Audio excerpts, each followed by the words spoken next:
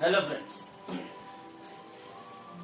Standard 12 chapter number 2 हम लोगों ने एक्सरसाइज बहुत सारी कर दी है।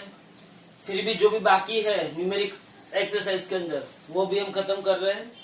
एक्सरसाइज का 17 नंबर का न्यूमेरिकल बाकी है। एक्सरसाइज का 17 नंबर का न्यूमेरिकल ध्यान से देखो। 17 नंबर का न्यूमेरिकल एक्सरसाइज का उसके अंदर आपको ऐसा बोला हुआ है,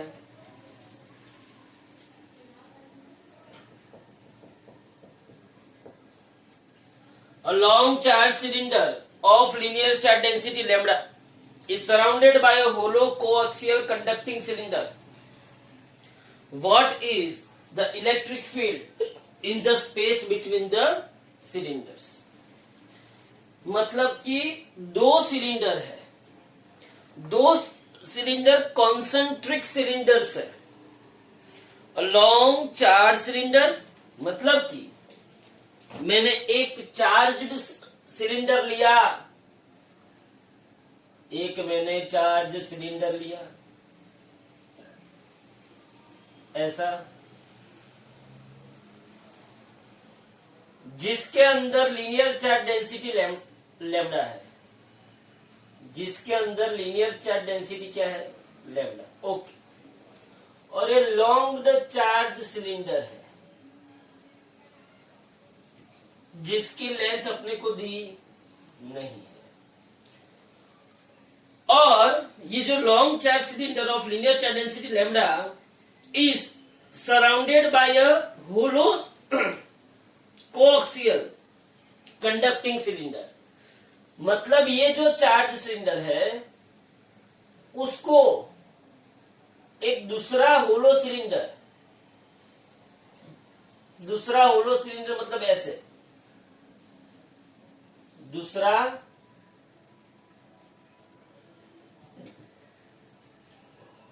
होलो सिलेंडर, ये उसके सराउंडिंग में ऐसे कॉन्सेंट्रिक है। कॉन्सेंट्रिक मतलब क्या? कॉन्सेंट्रिक मतलब क्या? कॉन्सेंट्रिक मतलब दोनों का सेंटर एक ही एक्सिस पे है, मतलब कि दोनों की एक्सिस एक ही है। ओके, ऐसा आपको दिया हुआ है। अब उसने क्या बोला है कि यहां पे इसकी लीनियर चार्ज डेंसिटी लैम्डा है। कितनी है लीनियर चार्ज डेंसिटी? लैम्डा है। तो उसने क्या बोला हुआ है कि इस लीनियर चार्ज डेंसिटी लैम्डा की वजह से आपको इलेक्ट्रिक फील्ड फाइंड आउट करना है। क्या फाइंड आउट करना है आपको? इलेक्ट्रिक फील्ड का इक्वेशन डिराइव करना है। कैसे करोगे? तो यहां पे आपको कुछ थोड़ा ऐसा समझ में आना चाहिए कि सेंटर में पॉजिटिव चार्ज है, ये सेंटर में पॉजिटिव चार्ज है, तो उसकी वजह से जो इलेक्ट्रिक फील्ड होगी वो ऐसे रेडियली आउटवर्ड होगी। रेडियली आउटवर्ड होगी। सेंटर में जो चार्ज है उसकी वजह से इलेक्ट्रिक फील्ड कैसी होगी? रेडियली आउटवर्ड होगी। ओके, तो due to symmetry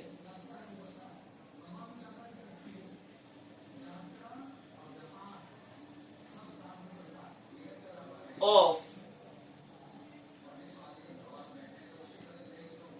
charged cylinder, the electric field is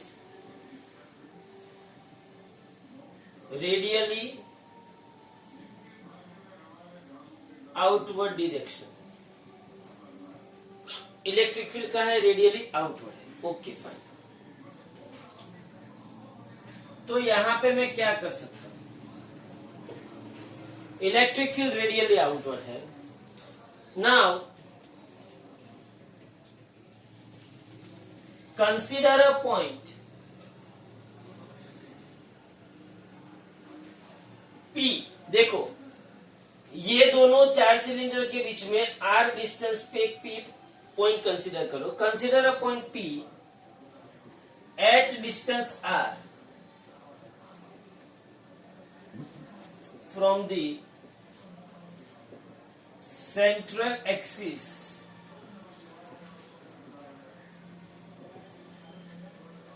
of cylinder, जहां पे मुझे इलेक्ट्रिक फील्ड फाइंड आउट करना है, यहां पे मुझे इलेक्ट्रिक फील्ड फाइंड आउट करना है, तो यहां पे मैंने एक पी पॉइंट कंसीडर किया।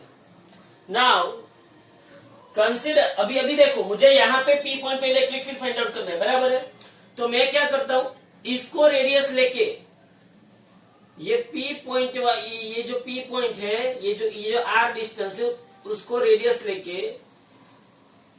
रेडियस लेके एक सिलिंड्रिकल गाउसियन सरफेस को मैं कंसीडर कर सकता हूं।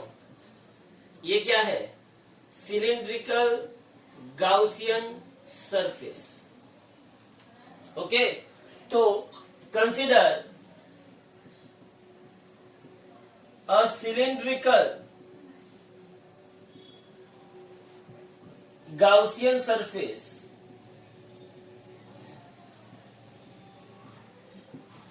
of radius r,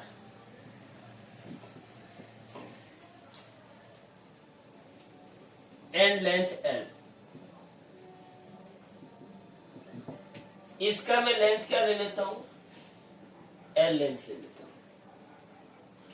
तो इस सरफेस, इस गाउसियन सरफेस के अंदर कितना चार्ज होगा, इस गाउसियन सरफेस के अंदर चार्ज कितना होगा। सो linear charge density lambda is equal to enclosed charge divided by length। तो lambda is equal to, suppose के इसके अंदर q चार्ज है, तो q is equal to क्या हुआ, lambda l।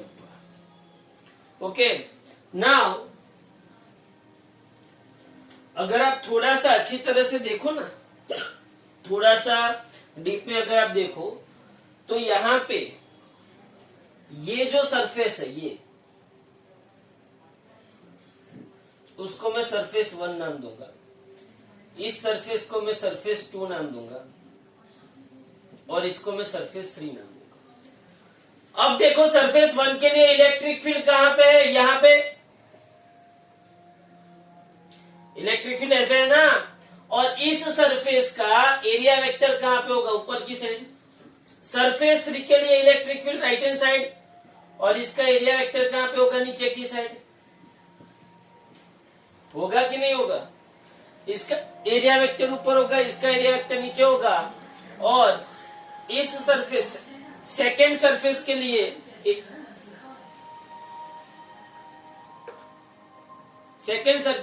एरिया वेक्टर क्या कहां पे होगा, राइट हैंड साइड होगा। ओके, तो यहां पे आपके पास 3 सरफेस है। तो according to Gauss law, electric flux passing through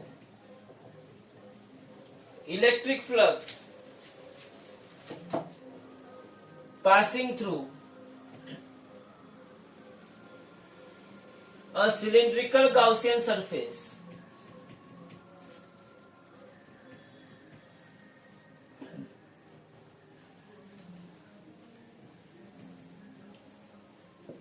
phi is equal to close integration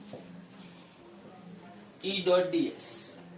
अब यहां पे देखो, मैं तीन सरफेस को अलग अलग से, फर्स्ट सरफेस के लिए क्या होगा, E डॉट ds,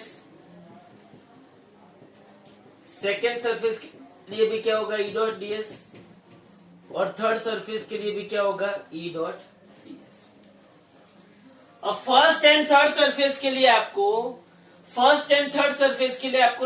लगता है, for first and third surface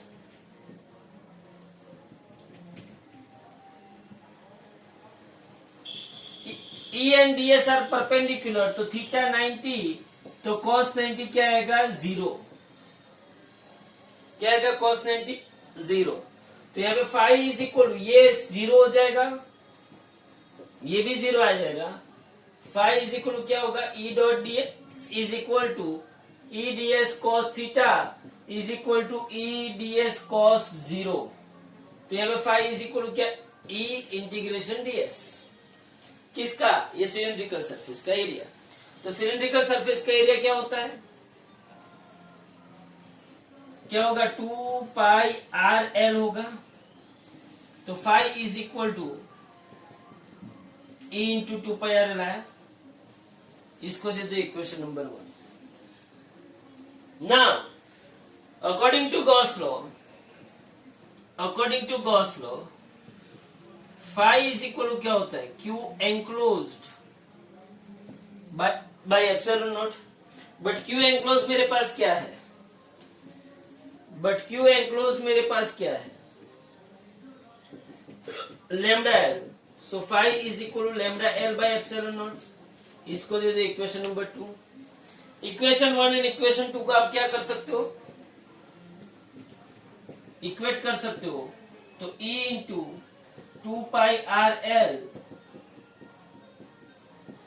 L cut हुआ तो lambda upon 2π epsilon nought. Simple सी बात थी। सी फिगर मैंने थोड़ी कॉम्प्लिकेटेड करी है, बाकी इसमें ऐसी कोई फिगर का कोई प्रॉब्लम नहीं है। मेन 2 सिलेंडर थे, 2 सिलेंडर के बीच में हमने एक पॉइंट पी कंसीडर किया। आर्क डिस्टेंस पे हमने इलेक्ट्रिक फील्ड का इक्वेशन डिराइव किया। मैंने ये जो गाउसियन सरफेस कंसीडर की थी उसके 3 सरफेस ली, एक अपर सरफेस, एक उसकी साइड सरफेस और एक lower surface. Upper surface and lower surface के लिए electric field and area vector दोनों एक दूसरे के परपेंडिकुलर थे, तो उसका E डॉट ds क्या आएगा, 0 आएगा। लेकिन इस सरफेस के लिए, साइड वाली सरफेस के लिए E की डायरेक्शन जो है वही डायरेक्शन ds की है, मतलब उन लोगों के लिए थीटा क्या आएगा, 0 आएगा। तो उसका एरिया क्या होगा, phi is equal to E into 2πr_l। और दूसरा हमने किया phi is equal to Q enclose by epsilon naught, लेकिन क्यू एंक्लोज क्या है, लैम्डा है, तो phi is equal to lambda L by epsilon naught. दोनों को कंपेयर किया, आपको फाइनल आंसर मिल गया।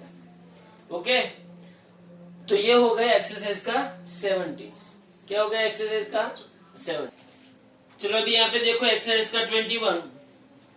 एक्सरसाइज का 21 है, 2 charges minus Q and plus Q R located.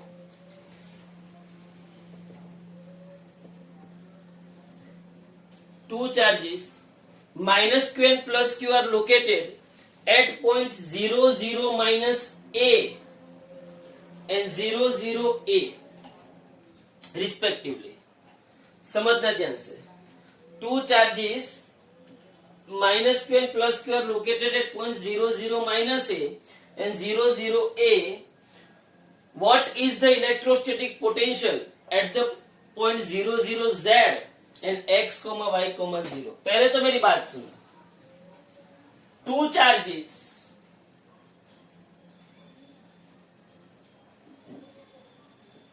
एक माइनस क्यू है और एक प्लस क्यू है। कहां पे रखा है, तो माइनस क्यू चार्ज को कहां पे रखा है, 0, 0 माइनस ए पे। माइनस क्यू चार्ज को कहां पे रखा है, 0, 0 माइनस ए। और प्लस क्यू चार्ज को कहां पे रखा है, 0, 0 ए। ओके, तो यहां पे मैं एक काम करता हूं, इसको मैं z एक्सिस ले लू, इसको y ले लू और इसको क्या ले लू, x। देखो ये z एक्सिस है, ये क्या होगी, माइनस z होगी। तो 0, 0, a पे, मतलब इन दोनों के बीच का डिस्टेंस कितना होगा, ओरिजिन से 0, a, 0, 0, a पे कौन सा चार्ज है, प्लस क्यू। 0, 0, माइनस ए पे कौन सा चार्ज है, माइनस क्यू है। पहले तो क्वेश्चन क्या पूछा है, what is the electric potential at point 0, 0, z। Okay, तो उसका जो फर्स्ट सेक्शन है, इलेक्ट्रिक पोटेंशियल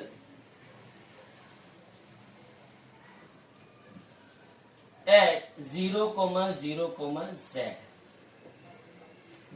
तो एक काम करो, ये पॉजिटिव z एक्सिस पे ओरिजिन से z is equal to z distance पे एक पॉइंट क्या कंसीडर करो, P। तो consider a point consider a point P at Z is equal to Z from the origin on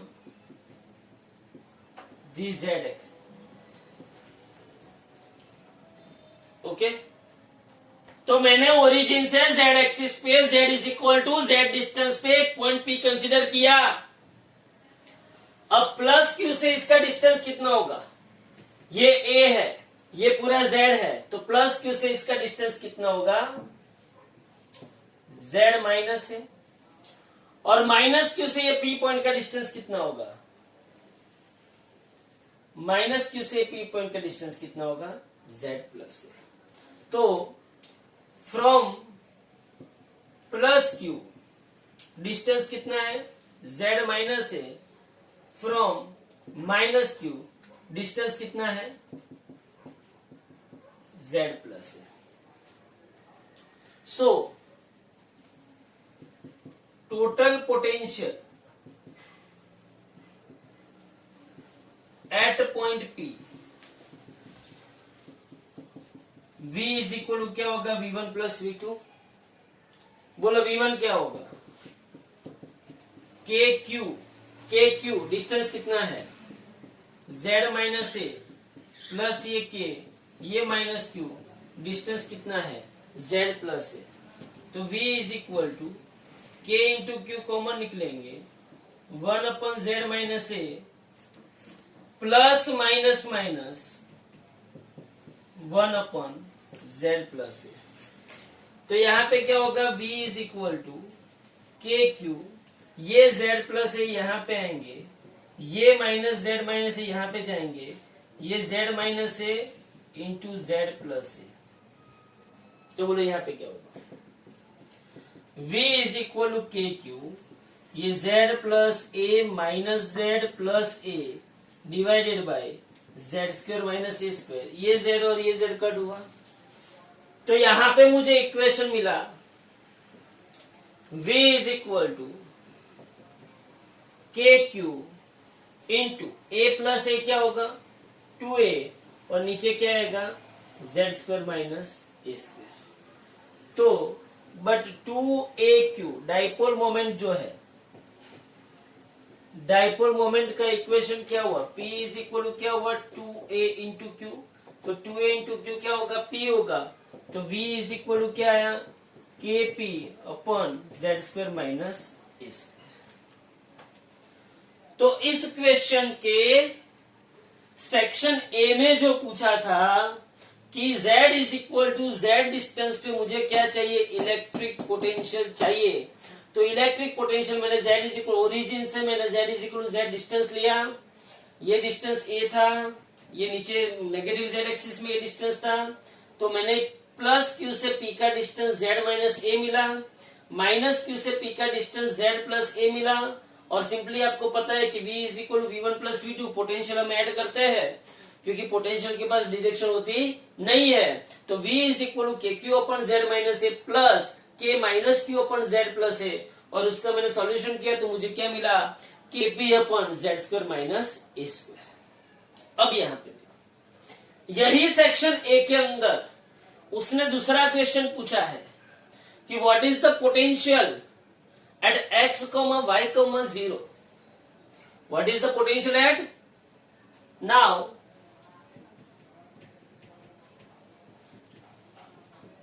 potential at x, y, 0। अब आपको ये figure देख के आपको पता चलना चाहिए कि ये x एक्सिस है, ये y एक्सिस है और ये z एक्सिस है। तो ये xy प्लेन हुआ। क्या हुआ? ये xy प्लेन हुआ। उसने क्या पूछा है? x, y, 0, मतलब z पे 0 है। तो इसका मतलब ये हुआ कि ये यहां कहीं पे कोई पॉइंट होगा, यहां कहीं पे कोई पॉइंट होगा। समझ में आ रहा है? जो z पे 0 है मतलब यहां पे 0, y पे कुछ है और x पे कुछ है, y पे कुछ है और x पे कुछ है। तो ऐसा अगर मैं कोई पॉइंट P ले लू या तो कोई पॉइंट M ले लू, now potential at X comma Y comma zero. But अब यहां पे देखो, potential at X comma Y comma zero पे आप ध्यान से समझो, तो समझो आप यहां पे एक देखो, ये रियलिटी में देखने जाओ तो प्लस क्यू चार्ज है, ये देखने जाओ तो माइनस क्यू चार्ज है। ये कौन सी एक्सिस है? जेड। तो एक्स वाई प्लेन यहां पे होगा, तो एक्स वाई प्लेन जो है वो इस डाइपोल के बोलो इक्वेटर पे आया कि नहीं आया? इक्वेटर पे, क्योंकि उसका जेड कंपोनेंट क्या है? जीरो है। जेड कंपोनेंट जीरो है मतलब वो ओरिजिन से पास हुआ होगा ये प्लेन। तो ये प्लेन ओरिजिन में से पास हुआ, तो ओरिजिन में से जो पास होता है, डाइपोल के ओरिजिन पे से जो पास होता है वो तो क्या होता है? इक्वेटर। क्या होता है? इक्वेटर होता है। तो इसका मतलब ये हुआ कि हियर, और दूसरी बात, ये प्लस क्यू से यहां पे डिस्टेंस क्या होगा?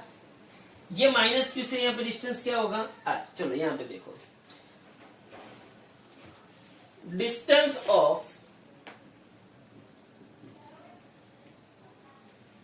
पॉइंट समझ लो कि m है। क्या है? Point m। Distance of point m from plus Q and minus Q is r। मतलब कि plus Q and minus Q से m जो है, m पॉइंट है, उसका डिस्टेंस क्या है? r। सो पोटेंशियल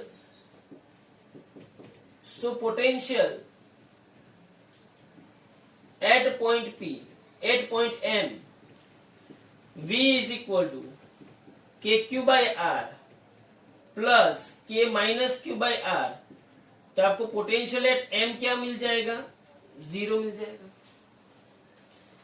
और आप यहां पे आपको पोटेंशियल M पॉइंट पे जीरो मिला, किस पे? एक्स वाई कोमा जीरो पे, X comma Y comma zero पे आपको पोटेंशियल क्या मिला? जीरो मिला। ये मैंने एक तरीके से डिराइव किया। दूसरा तरीका ये है कि आपको पोटेंशियल का इक्वेशन पता है, V is equal to KP cos theta by R square. याद हो तो ये थियरी थी। V इज इक्वल टू क्या है? डाइपोल की वजह से पोटेंशियल का इक्वेशन क्या है? डाइपोल की वजह से पोटेंशियल का equation V is equal to KP cos theta by R square. यहां पे थीटा 90 इक्वेटर पे, for equator theta is equal 90, cos 90 क्या होता है?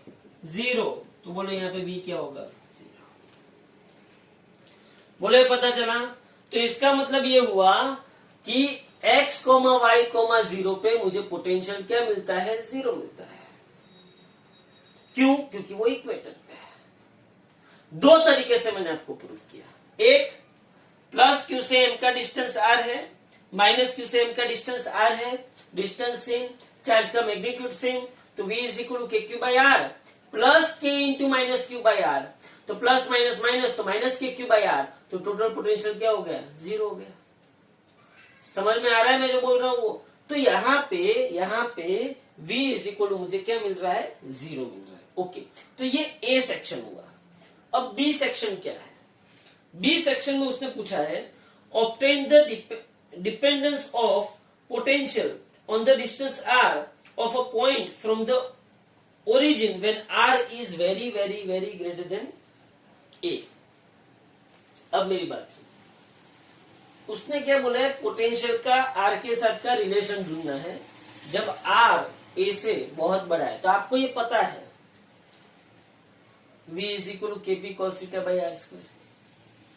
बी सेक्शन के अंदर अगर आप लिखोगे, बी सेक्शन के अंदर अगर आप लिखोगे तो आपको बी सेक्शन के अंदर पोटेंशियल का आर के साथ रिलेशन क्या आएगा? v is equal to KP cos theta by R square, मतलब v proportional to 1 upon R square, where r is very very greater than a।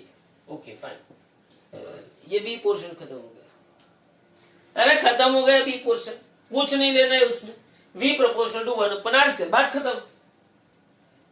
अब उसने सेक्शन सी में क्या बोला? How much work done in moving a small test charge from point 5, 0, to minus 7, 0, 0। उसने x axis पे ये positive x axis है और ये क्या होगी, नेगेटिव एक्स एक्सिस होगी। उसने 5,0,0 से -7,0,0 पे एक चार्ज को यहां पे ले जाना है, एक्स एक्सिस पे उसको चार्ज को ले जाना है, एक्स एक्सिस पे।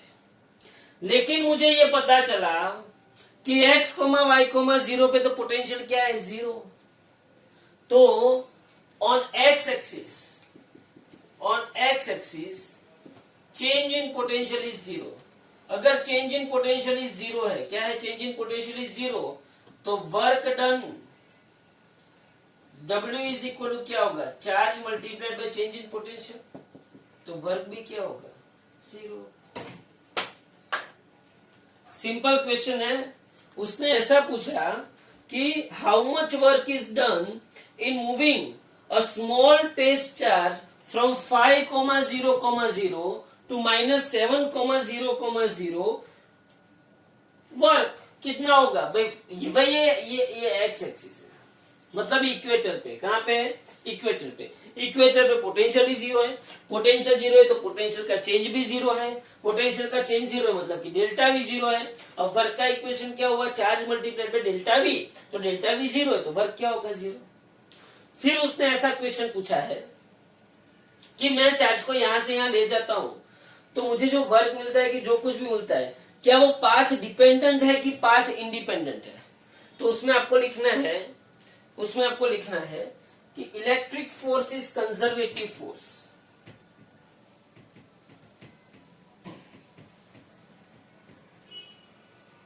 लिखना है आपको, सी सेक्शन में है, electric force is conservative force. कैसा फोर्स है,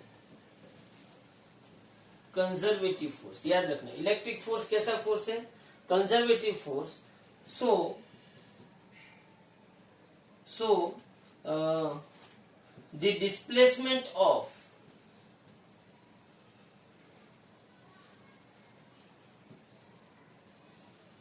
charge and due to this the work done is independent of path. मतलब आप इसको यहाँ पे था, यहाँ आप ऐसे ले जाओ, स्ट्रेट ले जाओ, ऐसे ऐसे ऐसे ऐसे ले जाओ, कैसे भी उसको कोई भी पाथ पे ले जाओ, लेकिन ये जो वर्क डन है it is always always always charge in path independent. क्यों, क्योंकि यहाँ पे कौन सा फोर्स है, इलेक्ट्रिक फोर्स है। Electric force is similar to the gravitational force, both the forces are conservative force and that's why ये जो वर्क होता है वो ऑलवेज क्या होता है, पाथ इंडिपेंडेंट। मतलब कि ग्रेविटेशनल फोर्स में हमने देखा था, आप कोई ऑब्जेक्ट को ऐसे उठा के ऊपर ले जाते हो, या तो ऐसे गोल घुमा के ऊपर ले जाते हो, या तो ऐसे डांस करवा के ऊपर ले जाते हो, कुछ भी हो जाए, लेकिन उसमें जो वर्क होता है वो ऑलवेज क्या होता है, पाथ इंडिपेंडेंट होता है। तीन पाथ में से जब आप ले गए, वर्क क्या आएगा, सेम आएगा, उसमें कोई फर्क पड़ेगा नहीं। क्योंकि gravitational force and electric force both are conservative force. तो ये हो गया आपका एक्सरसाइज का 21 नंबर का सम, ये जो बाकी था वो। ओके, अब एक्सरसाइज के 21 नंबर के सम के बाद 21 नंबर के सम के बाद हम एक्सरसाइज का 28 नंबर का सम करेंगे। ध्यान से देखो, तो एक्सरसाइज का 28 नंबर का सम क्या कहता है कि भाई आपको कैपेसिटर दिया हुआ है। क्या दिया हुआ है, ये सम कुछ लोग डायरेक्टली भी कर देते हैं, मैं डायरेक्टली और थोड़ा लंबा दोनों मेथड में आपको इसमें बताता हूं। 28 नंबर का समय आपको एक कैपेसिटर दे दिया है और ऐसा पूछा है कि कैपेसिटर की एक प्लेट पे पॉजिटिव चार्ज है और दूसरी प्लेट पे नेगेटिव चार्ज है, ऐसा उसने दिया हुआ है। एक प्लेट पे पॉजिटिव चार्ज है और दूसरी प्लेट पे नेगेटिव चार्ज है। अब उसने ऐसा पूछा कि एक प्लेट की वजह से दूसरी प्लेट पे लगता हुआ फोर्स, एक कैपेसिटर की जो एक प्लेट है और ये दूसरी प्लेट है। एक प्लेट पे चार्ज किया पॉजिटिव है और दूसरी प्लेट पे चार्ज किया नेगेटिव है। यहाँ पे प्लस क्यू आएगा, यहाँ पे माइनस क्यू आएगा। तो उसने ऐसा पूछा कि एक प्लेट की वजह से दूसरी प्लेट पे लगता हुआ फोर्स 1/2 QE है, ऐसा प्रूफ करो। फिर से बोल रहा हूं, कैपेसिटर आपको दिया है। कैपेसिटर की दो प्लेट होती है, दो पैरेलल प्लेट कैपेसिटर। कैसा कैपेसिटर है? Parallel plate capacitor. ये कैपेसिटर की दो प्लेट है। उस दो प्लेट के ऊपर, एक प्लेट के ऊपर चार्ज कितना है? प्लस क्यू है, और दूसरी प्लेट के ऊपर चार्ज कितना है? माइनस क्यू है। तो उसने ऐसा पूछा है कि एक प्लेट की वजह से दूसरी प्लेट पे लगता हुआ फोर्स 1/2 Q इंटू E है, ऐसा आपको प्रूफ करना है। कैसे करोगे? बोलो। देखो यहां पे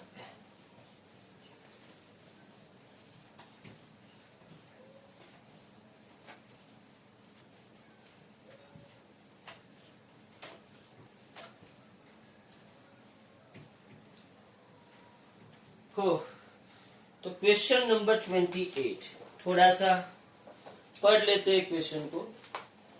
show that the force on each plate of a parallel plate capacitor, show that the force on each plate of a parallel plate capacitor has a magnitude is equal to half Q into E, where Q is the charge on the capacitor and E is the magnitude of electric field between the plates. ऐसा इस भाई साहब ने पूछा है। अब क्या करें? देखो ध्यान से।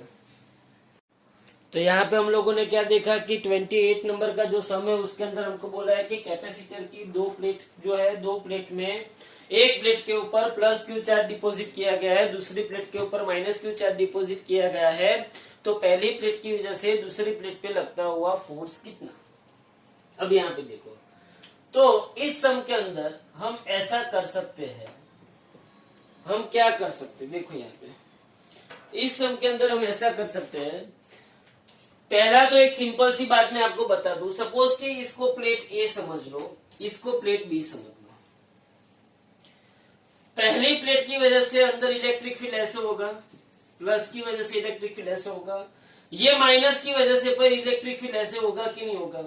तो यहाँ पे ए की वजह से electric field is equal to B की वजह से electric field is equal to क्या हो जाएगा? E/2 हो जाएगा। तो प्लेट के बीच में, दो प्लेट के बीच में इलेक्ट्रिक फील्ड कितना हो गया? E/2 हो गया। समझना ध्यान से, दो प्लेट के बीच में इलेक्ट्रिक फील्ड कितना होगा? E/2। ना force is equal to charge on either plate multiplied by electric field between the plates, multiplied by electric field between the plates. तो मुझे सीधे बात पता चलेगी कि चार्ज एक प्लेट पे कितना है? Q, और इन दोनों प्लेट के बीच में इलेक्ट्रिक फील्ड कितना है? E/2। बोलो आंसर आ गया कि नहीं आ गया? आपको सीधा आंसर आएगा F is equal 1/2 Q into. ये आपको आंसर मिल गया कि नहीं मिल गया? सिंपल सा क्वेश्चन, और उसका सिंपल सा आंसर क्या किया मैंने भाई? ये जो ए प्लेट है, ए प्लेट की वजह से इलेक्ट्रिक फील्ड पॉजिटिव से नेगेटिव है, और बी प्लेट जो है उसका भी इलेक्ट्रिक फील्ड पॉजिटिव से नेगेटिव है। तो दोनों इलेक्ट्रिक फील्ड सेम डायरेक्शन में है। तो यहाँ पे EA is equal to EB is equal to क्या होगा? E/2 होगा। E/2 मतलब इन दोनों प्लेट की वजह से इलेक्ट्रिक फील्ड, इन दोनों प्लेट के बीच में इलेक्ट्रिक फील्ड कितना होता है? E/2 होता है। तो force is equal to charge on इधर plate multiplied by electric field between the two plate. तो चार्ज ऑन इधर प्लेट क्या है? Q into E/2। तो ये स्मॉल मेथड है। अब बड़ी वाली मेथड क्या है वो समझाता हूं। Consider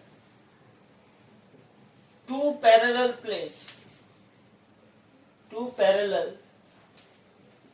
plates of capacitor। अब ध्यान से, टू पैरेलल प्लेट हमने कंसीडर कर दी। अब मैं क्या कर सकता हूं, मुझे ये बताओ। बाय increasing separation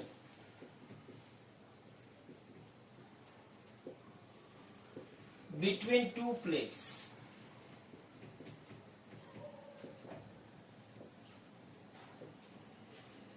या तो मैं ऐसा लिखूं, if we increasing the separation between two plates by delta x, then work कितना होगा, W is equal to force into delta x. ये इक्वेशन नंबर 1 आ गया. अब इतना दो प्लेट के बीच का सेपरेशन इंक्रीज करने के लिए आपके पास एनर्जी डेंसिटी का इक्वेशन है. एनर्जी डेंसिटी का इक्वेशन आपके पास, energy density is nothing but energy per unit volume. और सपोज कि इनका एरिया कितना है, ए है. ध्यान से समझना. अब energy density is equal to energy per unit volume, तो एनर्जी इज इक्वल टू क्या होगा, energy is equal to energy density into volume होगा. तो यहाँ पे energy is equal to energy density का इक्वेशन शायद आप लोगों को पता होगा. याद करो एनर्जी डेंसिटी का इक्वेशन क्या था, half epsilon not E square. ये एनर्जी डेंसिटी का इक्वेशन था. और वॉल्यूम का इक्वेशन हमने ले लिया ए इंटू डेल्टा एक्स. इसको दे दो equation number 2. Energy density is equal to energy per unit volume, तो energy is equal to energy density into volume. अब एनर्जी डेंसिटी क्या है, हाफ एप्सिलॉन 0 ई स्क्वायर, और वॉल्यूम क्या हो गया, A into delta X. Now equation 1 and equation 2 को मैं इक्वेट करता हूं. Equation 1 is equal to equation 2 में करता हूं, तो क्योंकि वर्क इज इक्वल टू क्या होता है, एनर्जी, तो F into delta x is equal 1/2 epsilon not E square into A delta x. बोलो डेल्टा एक्स कट हुए, तो मेरे पास एफ क्या है, हाफ एप्सिलॉन नॉट ए. ई स्क्वायर को मैं क्या लिखता हूं, ई इंटू ई स्क्वायर को मैंने क्या लिखा, ई इंटू ई. बट मुझे पता है E इज इक्वल क्या होता है, V बाई डी होता है. तो मैंने E इज इक्वल क्या लिखा, V बाई डी लिखा. ओके. तो मुझे ये भी पता है कि epsilon not A by D क्या होता है, C. तो F is equal to half into C V into E, क्योंकि C इज इक्वल क्या होता है, epsilon not A by D. But मुझे ये भी पता है कि Q इज इक्वल क्या होता है, CV होता है. Q इज इक्वल क्या होता है, CV. तो F is equal to half into Q into E. बोलो पता चला कि नहीं चला. F is equal half into Q into E, ऐसे भी आ सकता है. मैं ऐसा इंसिस्ट करता हूं कि अगर आपको एग्जाम में ये सम आए तो प्लीज ये मेथड कीजिएगा, ये मेथड मत करिएगा, क्योंकि बोर्ड में जो चेक करने वाला बैठा है उसको पता नहीं है कि उसके पास कौन सी आंसर, मतलब जो सॉल्यूशन है उसके पास वो क्या है, वो अपने को पता नहीं है. तो हम जितना बने उतना अच्छी तरीके से डेप्थ में लिखे तो हमारे लिए वो उतना ही अच्छा होगा. तो क्या किया मैंने यहाँ पे, सिर्फ if we increasing the separation between the plates by delta X जितने मैंने सेपरेशन इंक्रीज किया, तो वर्क इज इक्वल टू क्या होता है, फोर्स मल्टीप्लाइड बाय डिस्प्लेसमेंट, मतलब कि एफ इंटू डेल्टा एक्स होता है. उसको मैंने इक्वेशन नंबर 1 दे दिया. अब energy density is equal to क्या होता है, एनर्जी पर यूनिट वॉल्यूम. तो एनर्जी इज इक्वल टू क्या होगा, एनर्जी डेंसिटी इंटू वॉल्यूम. तो energy is equal to energy density into volume. लेकिन एनर्जी डेंसिटी क्या है, half epsilon naught into E square into volume क्या होगा, ए डेल्टा एक्स. बस कुछ नहीं है, work is equal to energy. दोनों को इक्वेट किया, डेल्टा एक्स क्या होगा, कट. फिर मैंने क्या किया, स्क्वायर को ई इंटू ई लिखा. अब देखो 3 इक्वेशन मैंने रखे यहाँ पे. पहले इक्वेशन में E is equal to V by D रखा, डी रखा तो मुझे epsilon naught A by D मिला. अब epsilon naught A by D क्या है, मेरे पास सी है, तो मैंने उसकी जगह पे सी रखा. लेकिन सी भी मेरे पास क्या है, क्यू है, तो मुझे मिल गया 1/2 इंटू क्यू इंटू ई, जो किसका इक्वेशन है, एक प्लेट की वजह से दूसरी प्लेट पे लगता हुआ फोर्स का इक्वेशन. समझ रहे हो आप ध्यान से. तो ये हो गया आपका एक्सरसाइज का 28 नंबर का सम. ये अलग मेथड है और ये अलग मेथड है. ये मेथड मैं नहीं समझता हूं कि आपको एग्जाम में लिखनी चाहिए, समझ लेना ध्यान से. ओके. तो ये हो गया आपका एक्सरसाइज का 28 नंबर का सम. उसके बाद एक्सरसाइज का आपको करना है 30 नंबर का सम। देखो ध्यान से, एक्सरसाइज के 30 नंबर के सम के अंदर क्या है।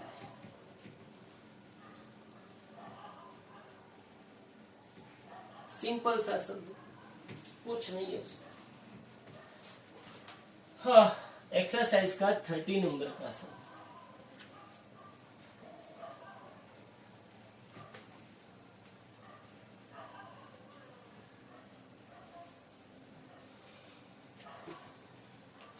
देखो, उसके अंदर उसने पूछा हुआ है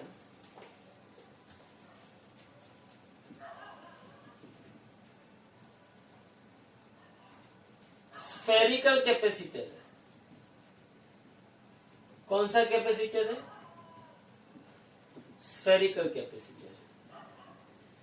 उसकी inner radius R1 is equal to 12 centimetre है और उसकी outer radius R2 is equal to 13 centimetre. Okay, the outer sphere is earth, मतलब ये आपका एक स्फेरिकल कैपेसिटर है। ये इनर रेडियस R1 है और ये आउटर रेडियस R2 है। आउटर कैपेसिटर, आउटर शेल जो अर्थ क्या है? Outer sphere is earth. Outer sphere is earth and the inner sphere is given a charge of 2.5 microcoulomb. Inner sphere को मैंने चार्ज कितना दिया है? 2.5 माइक्रोकूलम का। The space between the concentric spheres is filled with a liquid of dielectric constant 32। मतलब ये जो दो कैपेसिटर, ये दो स्फेरिकल कैपेसिटर है, उसके बीच की जो स्पेस है, उस स्पेस को मैंने एक लिक्विड से फिल किया हुआ है जिसका डाइलेक्ट्रिक कांस्टेंट,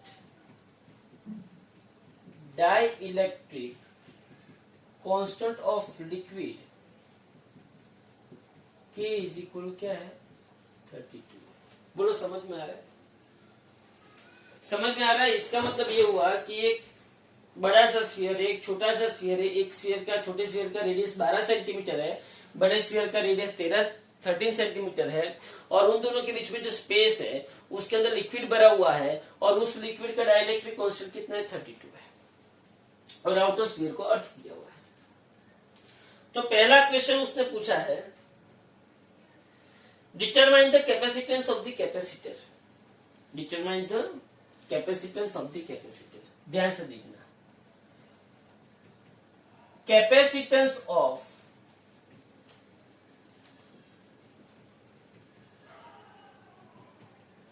स्फेरिकल कैपेसिटर का इक्वेशन है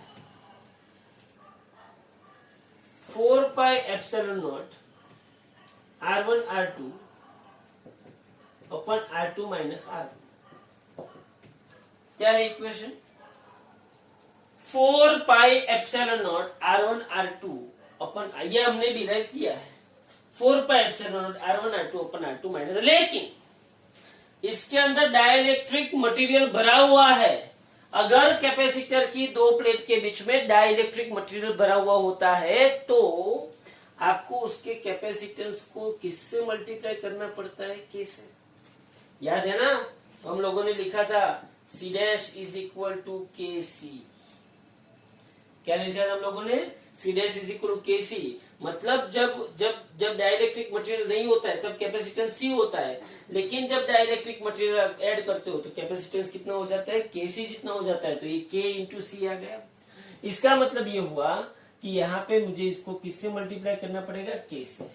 तो C इज इक्वल टू, ये 1/4 पे एप्सिलॉन नॉट हुआ, 1/4 पे एप्सिलॉन 9 इंटू 10⁻⁹, ये 12 इंटू 10⁻⁻2 सेंटीमीटर का मीटर, 13 इंटू 10⁻⁻2 K 32।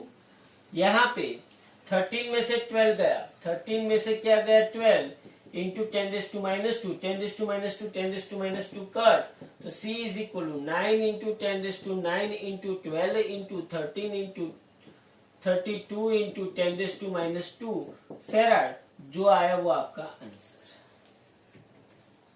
ये कैपेसिटेंस सी आ गया। ओके, अब उसने दूसरा क्वेश्चन ऐसा पूछा है कि what is the potential of the inner sphere.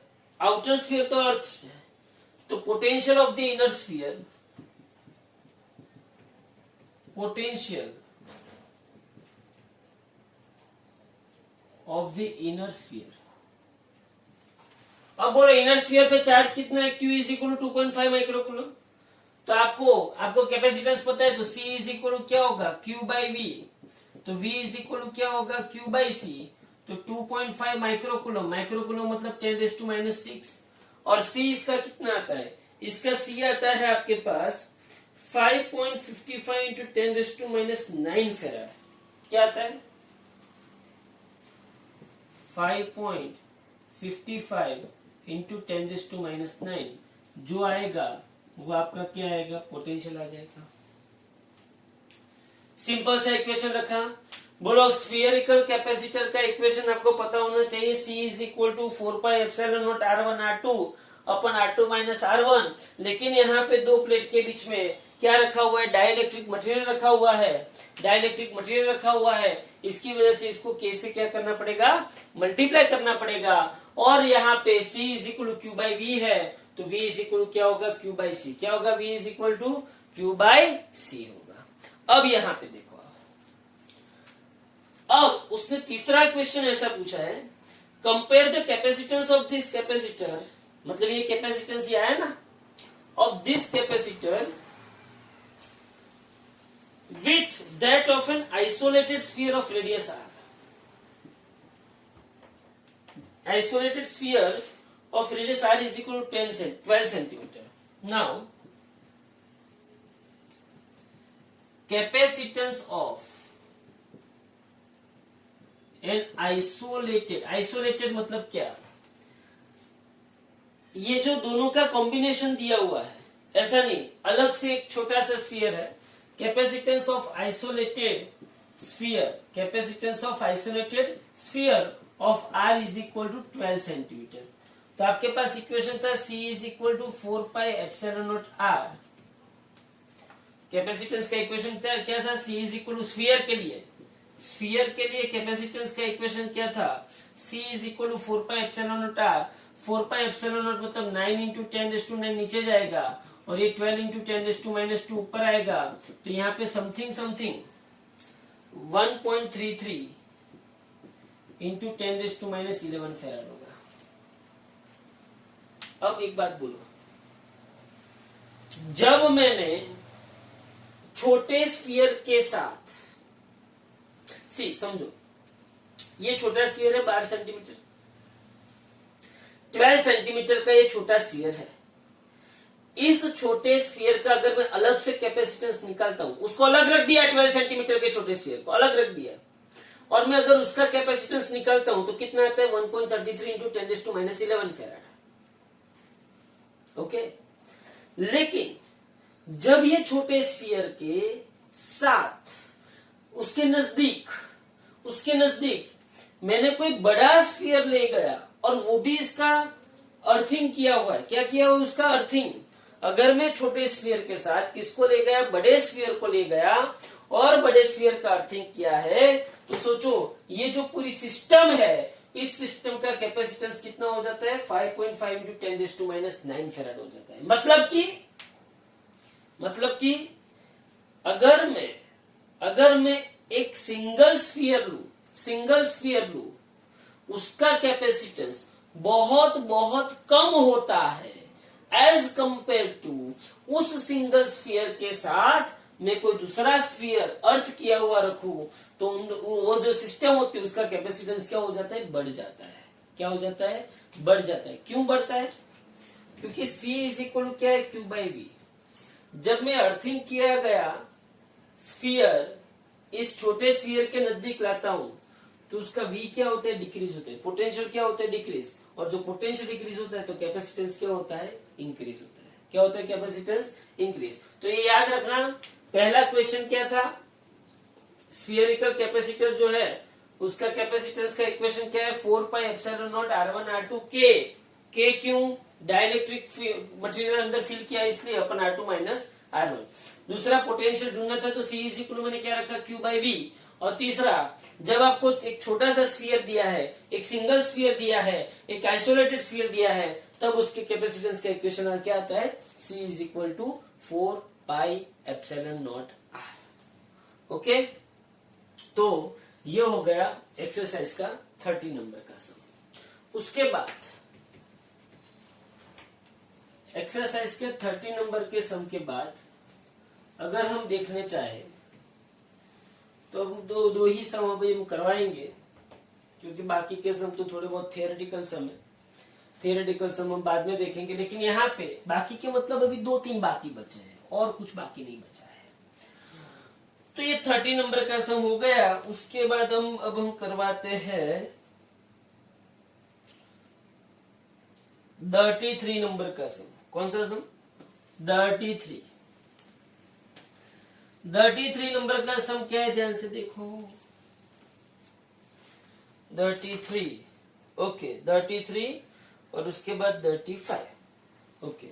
तो 33 नंबर का सम क्या है वो देखते हैं। एक्सरसाइज का 33 नंबर का सम देखो ध्यान से। ये सम क्या कहता है? अ पैरेलल प्लेट कैप, ये बहुत ही बढ़िया सम है, ध्यान से देखना। A parallel plate capacitor is to be designed with a voltage rating 1 kilovolt. कितना? 1 किलोवोल्ट का वोल्टेज रेटिंग है। एक पैरेलल प्लेट कैपेसिटर है, पैरेलल प्लेट कैपेसिटर है, उसका जो वोल्टेज रेटिंग है V is equal to 1 kilovolt, मतलब कि V is equal to 1000 volt. Maximum volt, see voltage rating मतलब क्या? मैक्सिमम वोल्टेज इस कैपेसिटर पे इतना आ सकता है। Okay, using a material of dielectric constant. सी यहाँ पे डाइलेक्ट्रिक कांस्टेंट क्या रखा हुआ है? यहाँ पे रखा हुआ है dielectric constant K is equal to 3। Okay, and dielectric strength. अब ये स्टेटमेंट ध्यान से समझो।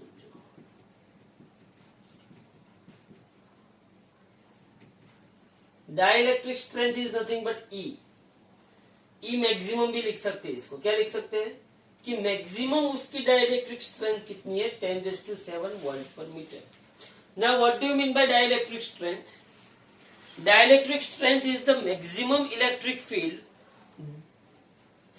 a material can tolerate without breakdown। अगर ये 10⁷ वोल्ट पर मीटर से ज्यादा इलेक्ट्रिक फील्ड आ गई, ये डाइलेक्ट्रिक मीडियम जो है, जो दो कैपेसिटर की दो प्लेट के बीच में, ये कैपेसिटर की दो प्लेट है, ये एक प्लेट, ये दूसरी प्लेट। इसके अंदर हमने एक डाइलेक्ट्रिक मटेरियल भरा हुआ है। क्या भरा हुआ है? हमने एक डाइलेक्ट्रिक मटेरियल भरा हुआ है, जिसका डाइलेक्ट्रिक स्ट्रेंथ कितना है? K is equal to 3। अब ये जो डाइलेक्ट्रिक मटेरियल है वो मैक्सिमम कितनी इलेक्ट्रिक फील्ड तक स्टेबल रह सकता है? 10⁷ वोल्ट पर मीटर। ये उसकी क्या है? डाइलेक्ट्रिक स्ट्रेंथ है। क्या है ये उसकी? Dielectric strength. डाइलेक्ट्रिक स्ट्रेंथ मतलब मैक्सिमम जितने इलेक्ट्रिक फील्ड तक ये मटेरियल स्टेबल रह सके उसको उसकी क्या बोलते हैं? डाइलेक्ट्रिक स्ट्रेंथ बोलते हैं। तो कितनी है यहाँ पे? 10⁷ वोल्ट पर मीटर। ध्यान से समझना। इससे ज्यादा अगर डाइलेक्ट्रिक स्ट्रेंथ होगी, अरे सॉरी, इससे ज्यादा अगर इलेक्ट्रिक फील्ड होगी, डाइलेक्ट्रिक स्ट्रेंथ से ज्यादा अगर इलेक्ट्रिक फील्ड होगी, तो ये मटेरियल ब्रेक हो जाएगा। ब्रेक हो जाएगा मतलब इसके चार्जेस फ्लो होना कंडक्टिंग हो जाएगा। ये इंसुलेटर प्रॉपर्टी, इंसुलेटिंग प्रॉपर्टी है ना। डाइलेक्ट्रिक मटेरियल मतलब कौन सी प्रॉपर्टी आती है? इंसुलेटिंग प्रॉपर्टी आती है। लेकिन अगर ये कब तक insulator as a insulator behave करेगा? 10⁷ वोल्ट पर मीटर तक। अगर मैं electric field 10⁷ volt per metre से ज्यादा कर देता हूं तो ये उसकी प्रॉपर्टी जो है, इंसुलेटिंग मटेरियल की प्रॉपर्टी क्या हो जाएगी? ब्रेक हो जाएगी। समझो आप। Okay fine. तो उसने ऐसा पूछा है, फॉर सेफ्टी, सीधी सी बात है, इस मटेरियल की मैक्सिमम इलेक्ट्रिक फील्ड टॉलरेट करने की कैपेसिटी कितनी है? 10⁷ वोल्ट पर मीटर। तो हमको तो क्या करना पड़ेगा? ये जो इलेक्ट्रिक फील्ड इन दोनों प्लेट के बीच में है वो 10⁷ से कम ही रखना पड़ेगा सेफ्टी के लिए। तो उसने ऐसा बोला कि for safety we should like to field never to exceed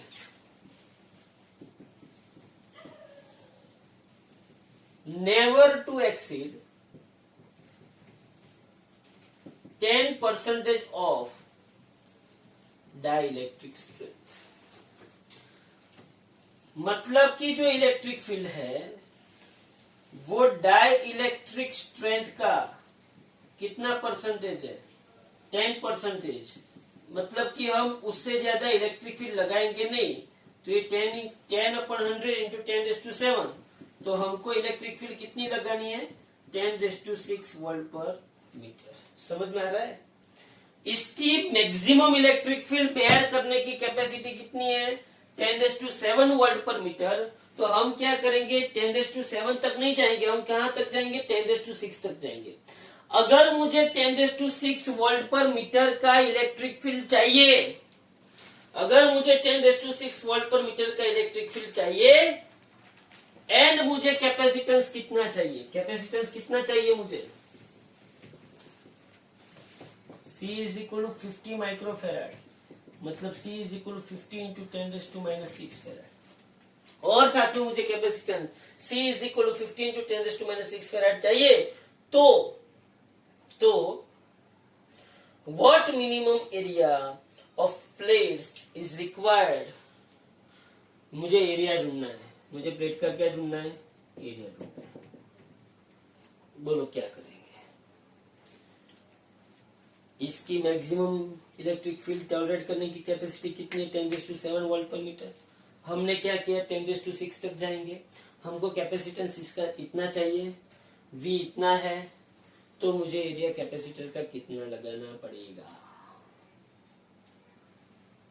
अब यहां पे देखो, मुझे एरिया ढूंढना है। बोलो क्या करोगे? तो पहली बात तो ये है कि जब ऐसा सम आए तब आपके पास थोड़े बहुत बेसिक कंसेप्ट होने चाहिए। बेसिक कंसेप्ट में क्या? तो पहला आपके पास इलेक्ट्रिक फील्ड E का इक्वेशन होना चाहिए V/D। क्या होना चाहिए? V/D होना चाहिए। ओके, इलेक्ट्रिक फील्ड का इक्वेशन आपके पास क्या होना चाहिए? V/D। दूसरी बात, यहां पे ये जो इलेक्ट्रिक फील्ड E है, समझना ध्यान से, ये इलेक्ट्रिक फील्ड E जो है, इलेक्ट्रिक फील्ड E जो है वो यहाँ पे कितना है? Electric field E is equal to, reality में देखने जाओ तो कितना होगा? E0/K। क्या होगा इलेक्ट्रिक फील्ड E? मैं मेरी तरीके से electric field E is equal to क्या होगा? E0/K होगा। बट E0 क्या है? E0 क्या है? V/D। E0 क्या है? क्या है E0? V/D है। तो electric field E, see electric field E in medium,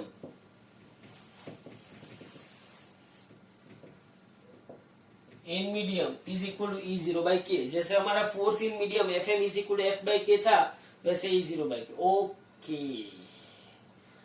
E मेरे पास है, V मेरे पास है,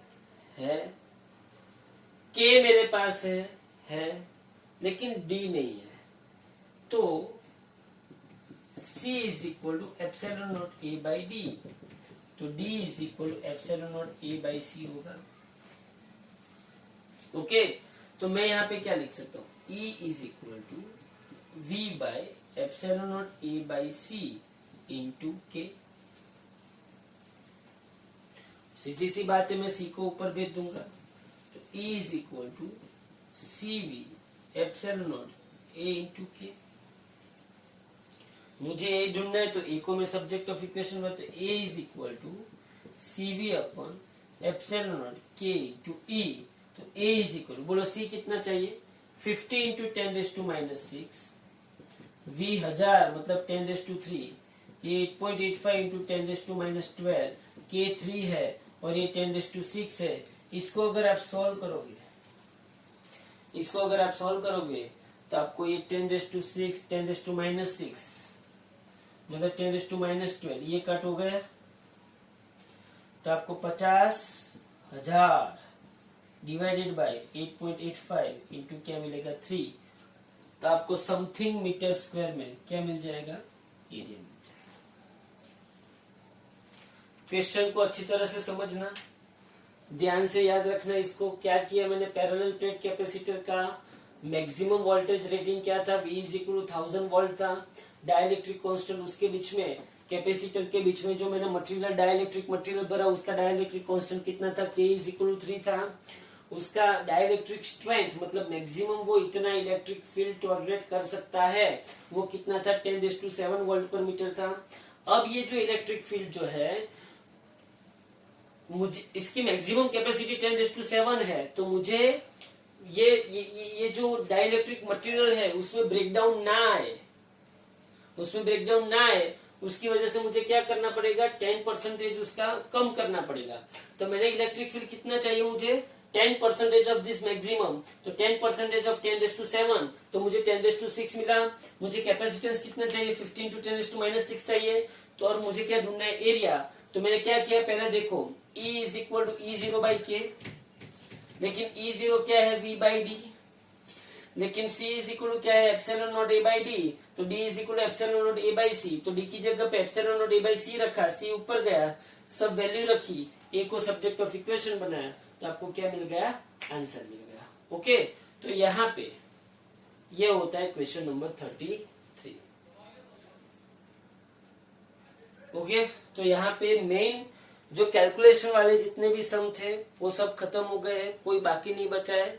अब 2-3 सम जो है वो सिर्फ थियोरिटिकल है, वो मैं आपको अलग से करवा दूंगा या तो थियोरी के साथ करवा दूंगा, लेकिन यहाँ पे एक्सरसाइज के मेजोरिटी सब सम खत्म हो गया है।